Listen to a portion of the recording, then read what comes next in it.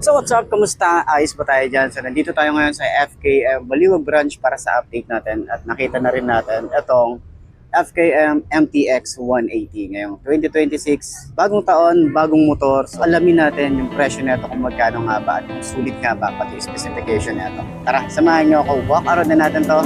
Ayos na ayos siya. Sometimes you gotta let them go, oh. I know it's hard, but you're better on your own, oh. I know the sky's got you feeling all alone, oh. I know it's hard, but you gotta let them go, oh. Say it with me, everything is okay, yeah. Hey, yeah, hey, yeah, yeah. But you gotta let them go, oh. I know it's hard, but you're better on your own, yeah, on your own, yeah. All these feelings kept, I wanna be over it. But something deep inside makes me feel alone again. They were in my life, never got that closure yet. Push the pain aside, it's heavy when I'm sober, yeah.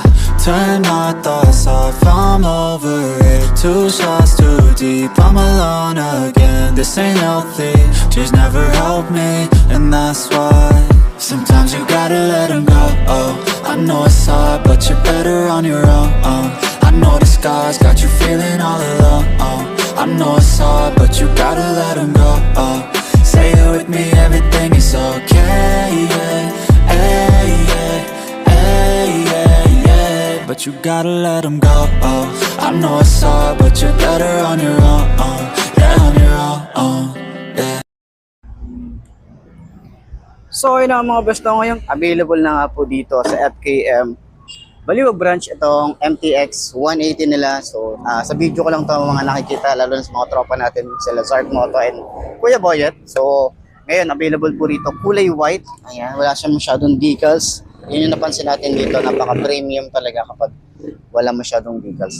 So side stand natin, tingnan natin kung maganda nga ba siyang beginner bike ngayong 2026, no? So, ito 180cc.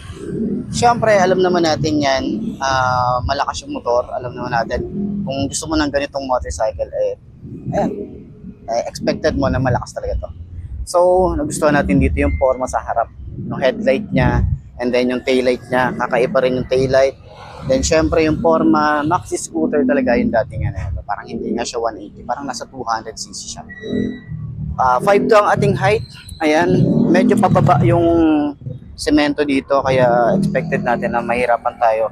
Pero dito sa side makakapagtayo tayo dito. Ayan, ganyan. Sobrang tingkayad pero manageable kapag naitayo na natin yung motor is naman siya. Magaan na siya. Okay, so ganyan ang itsura natin. Legroom natin malawak din. Meron tayong extension pa ng paa. Okay, so keyless nga rin pala to, and then meron siyang emergency key in case na kailangan nyo ng emergency key. Ayan. Dashboard niya malaki, no? Parang mga 7 inches yata to. Ayan. Tapos yung forma ng ating handlebar, napaka-futuristic ng datingan niya. Yung headlight nga pala nito, meron siyang 4 na projected, no? Ayan. Meron na rin tong on and off ng kanyang idling stop. Meron dito menu. Ayan. Flasher meron din. So, hindi ko lang din sure kung meron siyang ABS or naka-combi brake siya. Tingnan natin sa specification, 'di ba? So, ganyan ang itsura natin. Yung upuan, sobrang lambot ng upuan. Maganda siya sa long ride, lalo na kung may angkas ka. Sobrang lambot din ng back ride natin dito, yung foam niya. Okay, para sa back ride. So, ayan, sa tingin nyo, sulit.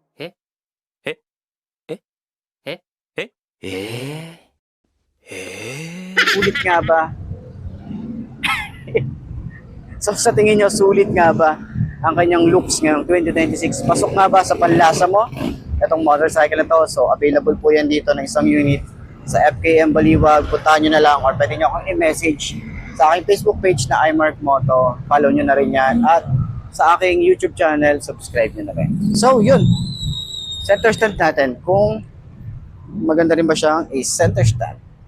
Medyo mabigat yung motor, pero okay din naman i-center stand, di naman masyadong hirap. Ayos. I know it's hard, yeah, they were in your heart, yeah. A little piece of you broken and discarded. You need to be, you get space from all the darkness. Pull all the weeds from the roots that you both started. And I know I'll be alright. But for right now, I just need time and a little space. Need to get away to a better place.